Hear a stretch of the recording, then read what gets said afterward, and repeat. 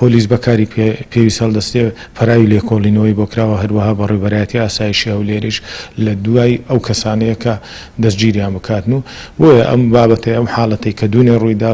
کارێکی تیرۆریستی بوو ئەوەی ئەمڕۆ ڕوویدا کارێکە کە کەسێکی سەرەڕۆکە زێدەڕۆی ئەنجامدا و ڕووبەڕووی باڵین کارمەندانی شارەوانی بوویتەوە. ئەم دیاردەیە ئەنجامی ئەوەیە کە ماوەی چەند ساڵ شەڕی داعشیەخەی گرتین و خەڵک چەکدار کرا و خەڵک چەکدار بوو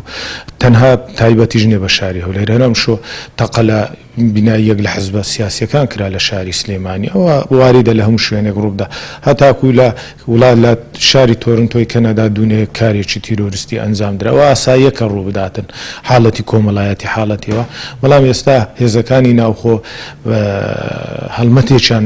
دەست پێ کردووە ماوەی چەند ڕۆژێکە زیاتر لە 400-500 کەس گیراوە کە فەرمانی دەستگیرکردنیە بوو کە ئۆتۆمبیلی بێژمارە بەدایان ئۆتۆمبیل دەستی بەسەردا گیراوە.